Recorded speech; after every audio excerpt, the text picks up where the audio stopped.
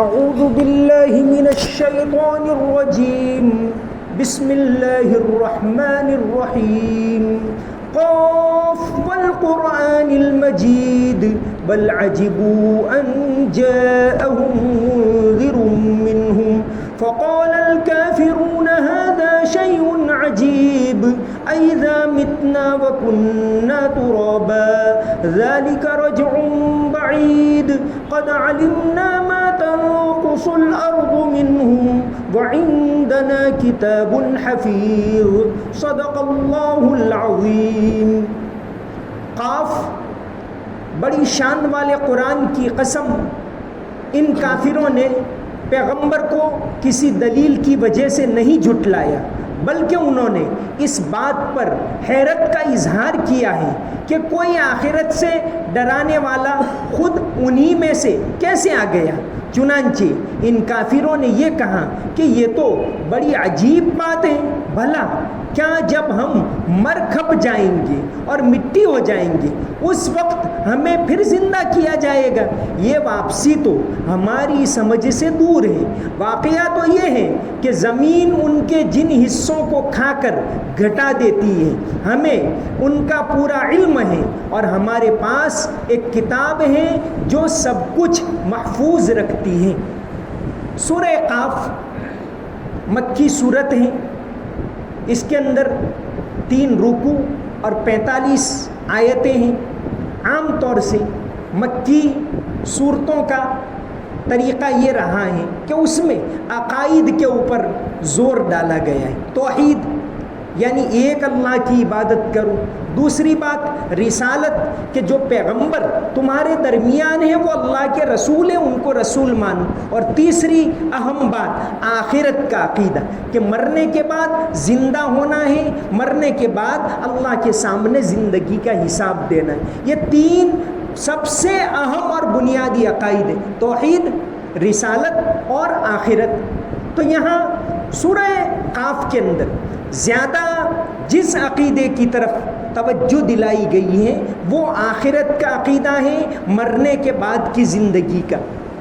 یہاں موت کا بھی تذکرہ ہے اور قیامت کا بھی تذکرہ ہے، اور اس بات کو دلائل سے بتایا گیا ہے کہ اللہ تعالیٰ جس نے پہلی مرتبہ زندہ کیا وہ دوسری مرتبہ زندہ کریں گے. فرمایا قاف والقرآن المجید. المجید کا مطلب ہے بزرگی والا، بڑائی والا، عظمت والا، اونچی شان والا. قرآن کریم کے اندر مجید لفظ 4 مرتبہ آیا ہے. اس میں 2 مرتبہ اللہ کی صفت کے طور پر آیا ہے. انہ حمید مجید سورہ ہود کے اندر آیا، اور سورہ بروج کے اندر آیا ذو العرش المجید. یہ 2 مرتبہ اللہ کے لیے آیا، اور 2 مرتبہ یہی لفظ قرآن کریم کے لیے آیا. ایک یہاں آیا والقرآن المجید، کہ بزرگی والے، بڑائی والے، عظمت والے قرآن کی قسم. اور دوسرا سورہ بروج کے اندر ہی ہے بل ہوا قرآن مجید فی لوح محفوظ. تو یہ 4 مرتبہ اللہ کی یہ صفت، اللہ کا یہ نام آیا ہے، اور اس نام کو علماء لکھتے ہیں کہ قبولیت کے ساتھ خاص تعلق ہے. اور اسی وجہ سے نماز کے اندر جو درود ابراہیم پڑھتے ہیں اس میں انک حمید مجید، یہ لفظ علماء لکھتے ہیں کہ اللہ کی یہ 2 صفات وہاں دعا سے پہلے کہی جاتی. تو فرمایا قاف ایک حروف مقطعہ سے شروع ہونے والے جو 3 آیتیں ہیں، اس میں 3 صورتیں ہیں. اس میں سے ایک صورت یہ ہے سورہ قاف، ایک ہے سورہ نون، اور ایک سورہ صاد. سورہ صاد اور سورہ قاف ان دونوں کو ایک دوسرے سے جوڑے. صاد کے اندر بھی صاد والقرآن، یہاں آیا قاف والقرآن. دونوں میں فوراً قرآن کریم کا تذکرہ، بلکہ قرآن کریم کی قسم کھائی. کہیں کتاب کی قسم کھائی حامیم والکتاب المبین، لیکن سیدھے قرآن نام سے یہ 2 جگہ کے اوپر 2، یہ ویسے 3 حروف مقطعہ سے شروع ہونے والی 3 صورتوں کے اندر والقرآن آیا.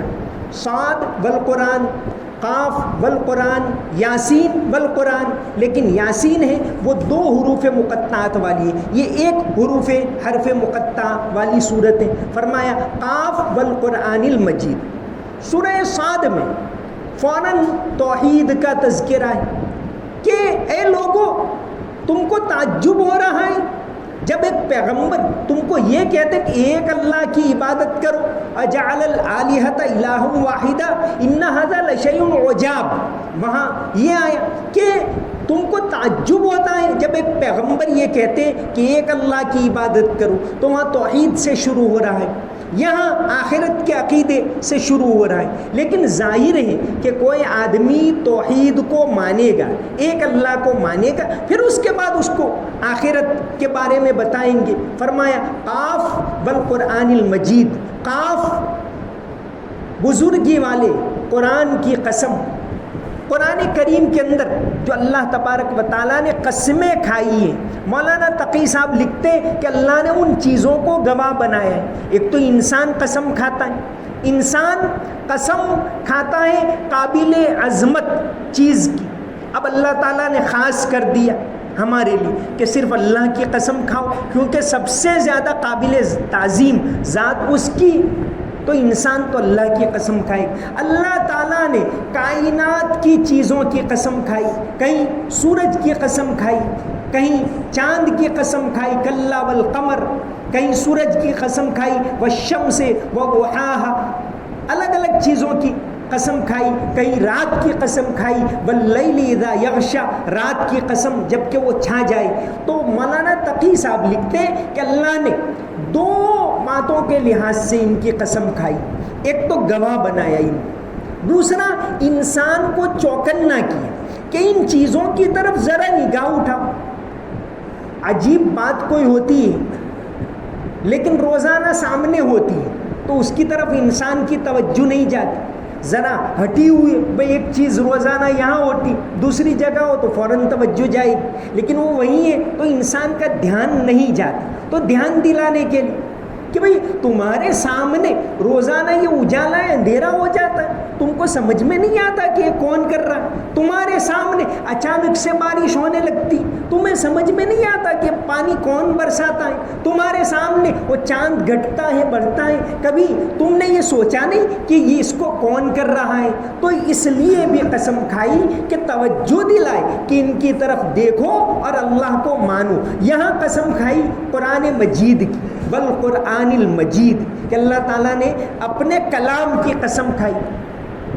قسم کے سلسلے میں کشاف کے اندر امام زمخشری نے ایک واقعہ لکھا ہے، لکھتے ہیں کہ اسمعی ایک بہت بڑے عربی زبان کے ماہر ایک مرتبہ بصرہ کی جامع مسجد میں تھے اور ایک دیہاتی آیا اور ملا ان سے، اسمعی کو پوچھا کہ آپ کہاں سے آئے؟ کہا میں رحمان کا کلام سن کر آیا۔ اسمعی تو دیہاتی نے کہا کہ رحمان کا بھی کلام ہوتا ہے؟ کہاں رحمان کا کلام ہوتا ہے، سناؤ۔ اسمعی نے کہا بیٹھ جاؤ سناؤ۔ اسمعی نے سنایا اور سورہ ذاریات سنائی، والذاریات ذروا فالحاملات وقرا فالجاریات یسرا۔ علامہ زمخشری لکھتے ہیں کہ یہ آیتیں پڑھ کر سنائی۔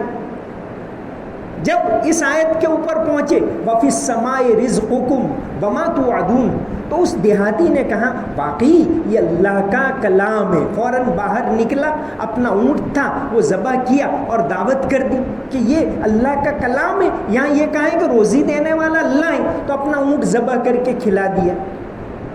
اسماعی لکھتے ہیں، زمخشری لکھتے ہیں کہ ایک عرصے کے بعد پھر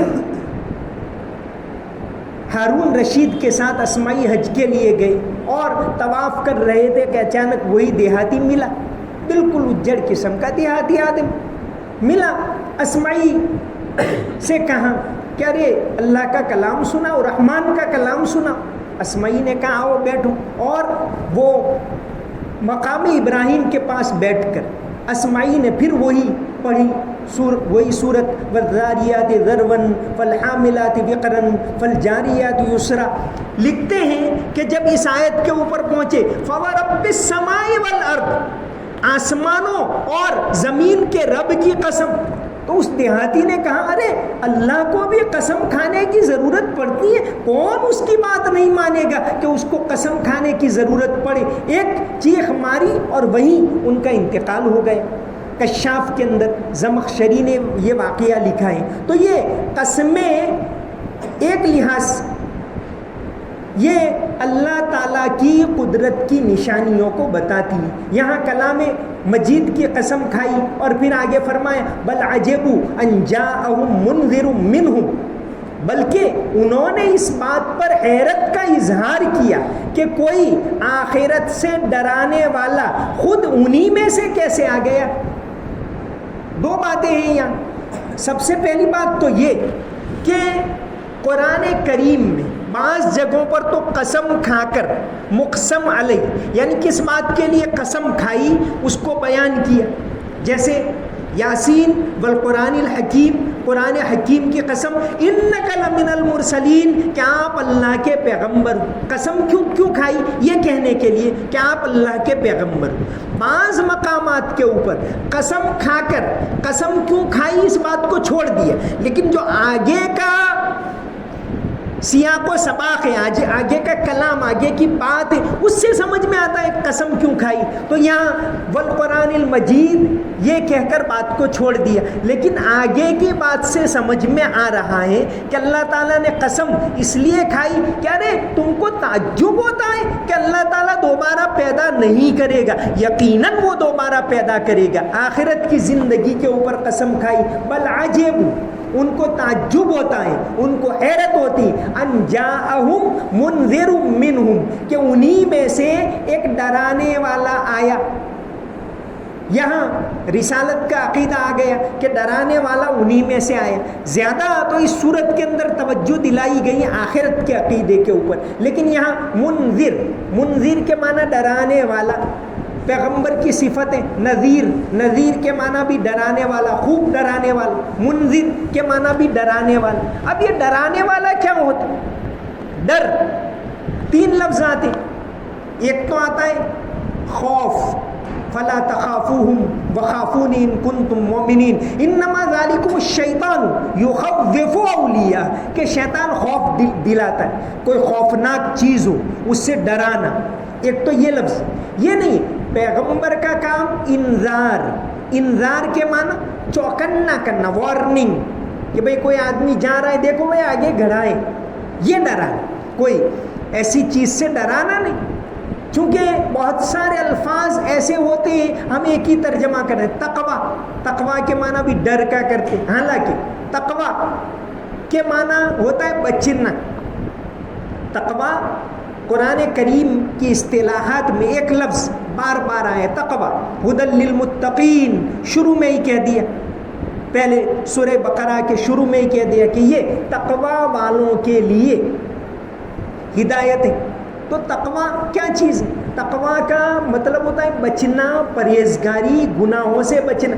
اس سلسلے میں حضرت ابی ابن کعب جو قرآن کریم کے جو بہت بڑے ماہرین تھے ان میں سے ایک تھے، ابی ابن کعب رضی اللہ عنہ. ایک زید ابن ثابت، ایک عبداللہ ابن مسعود رضی اللہ عنہ، ایک ابی ابن کعب. حضرت عمر رضی اللہ عنہ نے جب ان کی خلافت کا دور آیا، آپ صلی اللہ علیہ وسلم نے تراویح پڑھائی، لیکن کبھی چھوڑ بھی دیا تاکہ امت فرض نہ سمجھ. حضرت ابو بکر کے زمانے میں یہی چلتا رہا. حضرت عمر رضی اللہ عنہ کا دور آیا سن ہجری 14 کے اندر، جیسا کہ الفاروق کے اندر علامہ شبلی نے لکھا ہے. حضرت عمر گئے مسجد نبوی میں، دیکھا کہ 10 لوگ وہاں تراویح پڑھ رہے ہیں، 10 لوگ وہاں پڑھ رہے ہیں، 5 لوگ وہاں پڑھ رہے ہیں. حضرت عمر نے کہا کہ سب کو ایک جگہ جمع نہ کر دوں. تو حضرت عمر نے سب کو جمع کیا، مشورہ کیا، اور پہلے امام بنے 20 رکعت کے حضرت ابی ابن کعب. تو قرآن کے بڑے ماہر تھے. تو ابی ابن کعب کے بارے میں آتا ہے ابن کثیر نے بھی لکھا ہے، تفسیر قرطبی کے اندر بھی ہے کہ ایک مرتبہ حضرت عمر رضی اللہ عنہ کے پاس سب جمع تھے اور بات چل رہی تھی تقویٰ کسے کہتے، سب کو الگ الگ پوچھا۔ جب نمبر آیا ابی ابن کعب کا، کہا کہ آپ بتاؤ تقویٰ کسے کہتے۔ حضرت ابی ابن کعب نے کہا کہ اے عمر، کبھی آپ کا گزر ایسی جگہ سے ہوا ہے جہاں جھاڑیاں ہو اور پگڈنڈی بھی نہ ہو؟ کہا ہاں۔ تو وہاں کیسے چلتے ہیں آپ؟ کہاں کہ کپڑے کو سمیٹ لیتے، اونچا کر لیتے، ڈر بھی رہتا ہے کہ کہیں نیچے کوئی زہریلا جانور نہ ہو، کانٹا نہ لگ جائے، اس طرح بچ بچ کر نکل جاتے ہیں۔ تو کہتے ہیں حضرت ابی ابن کعب نے کہا کہ یہی تقویٰ ہے کہ آدمی دنیا کے اندر گناہوں سے بچ بچ کر نکلے۔ تو تقویٰ کا جو ہم مطلب کرتے ڈر، اس کا مطلب تو یہ ہے کہ بچنا، پرہیزگاری، گناہوں سے بچنا۔ تقویٰ کے اندر طاعت سے زیادہ گناہوں سے بچنے کے اوپر زور دیا جاتا ہے۔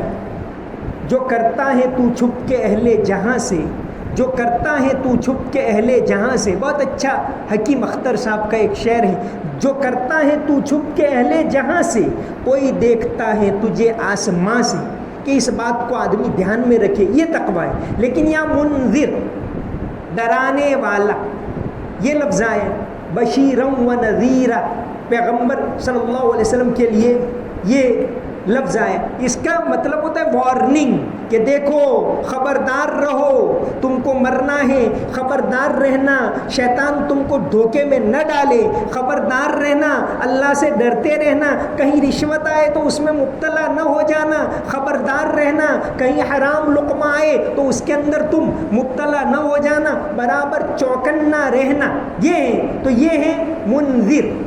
تو فرمایا بل عجبوا، ان کو تعجب ہوتا ہے، ان جاءہم منذر منہم، کہ انہی کے اندر سے ایک ڈرانے والا، چوکنا کرنے والا، خبردار کرنے والا آیا۔ تعجب دو بات کا، ایک تو بھئی یہ انسان ہمارے جیسا ہی تو ہے، وقالوا ما لهذا الرسول یاکل الطعام ویمشی فی الاسواق، کہ ہماری طرح کھاتا ہے پیتا ہے، اور نعوذ باللہ کہ گستاخی کرتے تھے، کیسے یہ رسول بن گئے۔ تو ایک تو یہ تعجب، دوسرا جو تعجب آگے کی آیتوں کے اندر آ رہا ہے کہ بھئی تعجب اس بات پر کہ اذا متنا وکننا ترابا، کہ جب ہم مر کر مٹی ہو جائیں گے، گل سڑ جائیں گے، ایک ذرہ ادھر ایک ذرہ ادھر، اور صدیوں صدیوں صدیوں سے انسان اس میں مر رہے، تو کیسے اللہ تعالیٰ دوبارہ پیدا کرے گا؟ یہ بات ہمیں سمجھ میں نہیں آتی، ایسا یہ لوگ کہتے تھے۔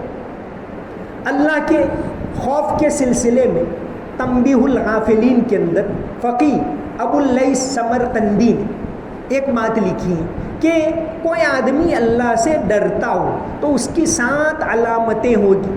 پہلی علامت، وہ زبان کو روکے گا کہ بھئی میری زبان سے کوئی ایسی بات نہ نکلے جو اللہ کو ناراض کرے۔ دوسرا فرمایا، وہ بہت تفصیل سے انہوں نے لکھا ہے، باب 50 اللہ کا خوف، 50واں باب ہے اس کتاب کا، میں نے دیکھا تو وہ تو وہاں تو بہت تفصیل سے لکھا ہوا ہے۔ تو فرمایا کہ 7 باتیں، ایک تو زبان کو بچائے، دوسرا پیٹ کو بچائے حرام سے۔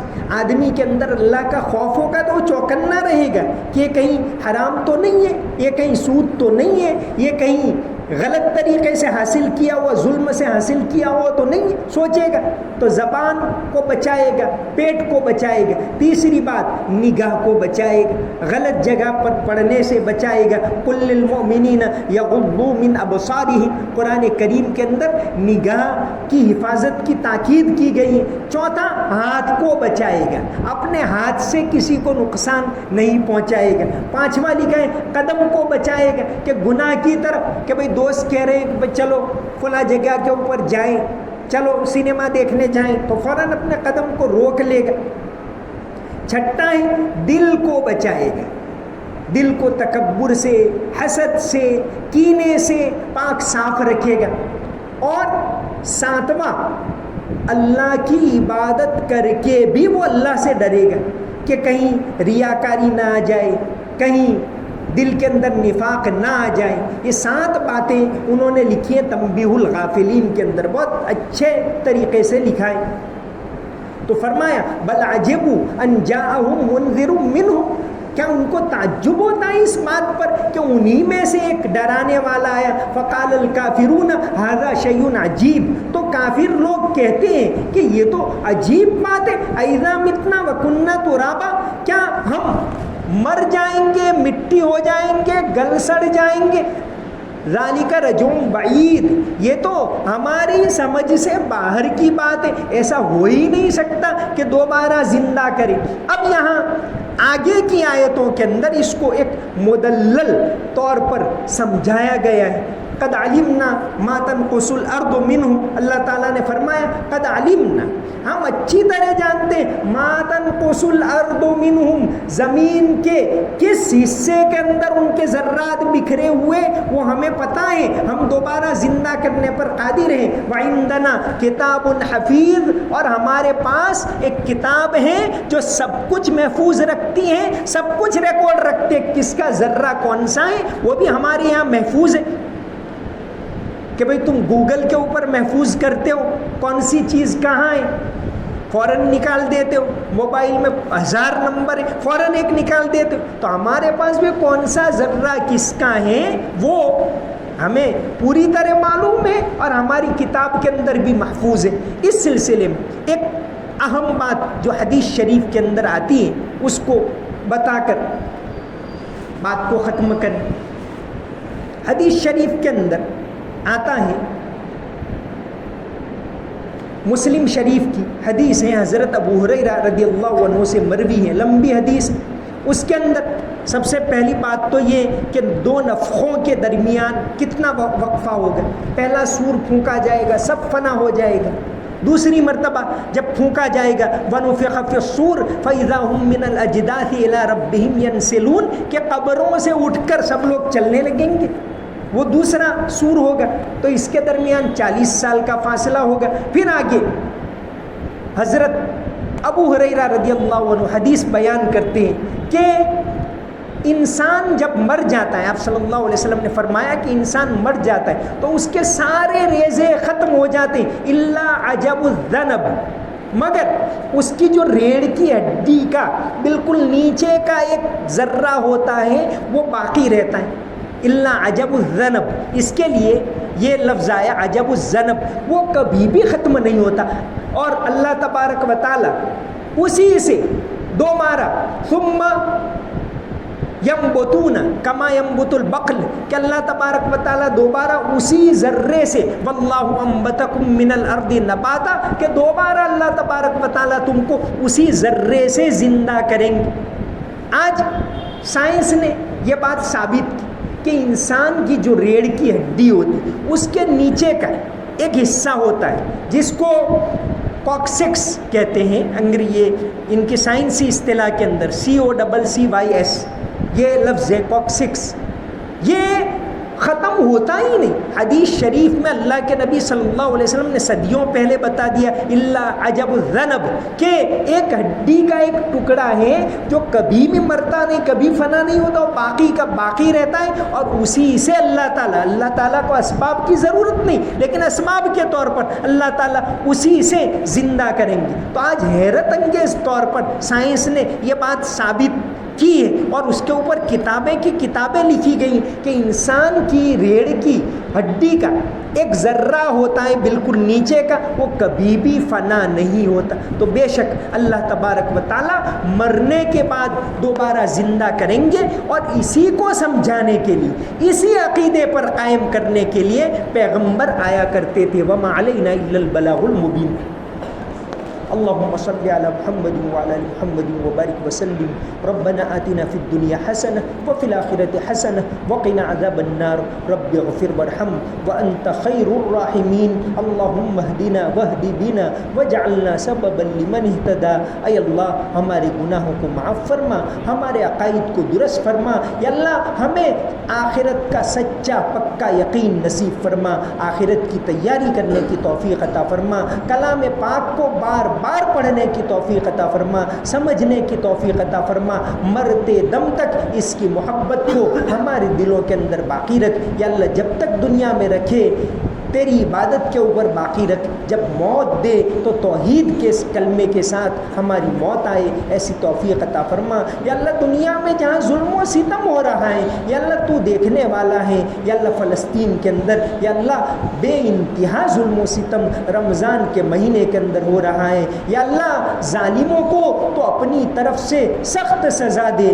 یا اللہ، فلسطین کے مسلمانوں کی حفاظت فرما یا اللہ، ان کی حفاظت فرما یا اللہ۔ وہ تو بیت المقدس کی آزادی کے لیے، بیت المقدس کی آبادی کے لیے اپنے آپ کو قربان کر رہے ہیں، تیرے گھر کے لیے قربان کر رہے ہیں یا اللہ، ان کی مدد فرما یا اللہ، بیت المقدس کو آزاد فرما، بیت المقدس کو آباد فرما یا اللہ۔ بھارت میں تمام مسجدوں کو، مدرسوں کو، خانقاہوں کو آباد فرما، قبرستانوں کی حفاظت فرما، تمام اوقاف کی حفاظت فرما، مسلمانوں کی حفاظت فرما، ملک کے اندر محبت کو عام فرما، بھائی چارے کو عام فرما، نفرت کو ختم فرما، مل جل کر رہنے کی توفیق عطا فرما یا اللہ۔ ہمارے دلوں کے اندر تیرا خوف نصیب فرما یا اللہ۔ آخری عشرہ رمضان کا، اس کے اندر تیری رحمتیں بے انتہا اترتی ہیں، تیرا فضل بے انتہا اترتا ہے یا اللہ۔ ہم سب کو تیرے رحم کے اندر، تیرے کرم کے اندر، تیرے فضل کے اندر ڈھانپ لے۔ سبحان ربک رب العزت عما یصفون وسلام علی المرسلین والحمد للہ رب العالمین۔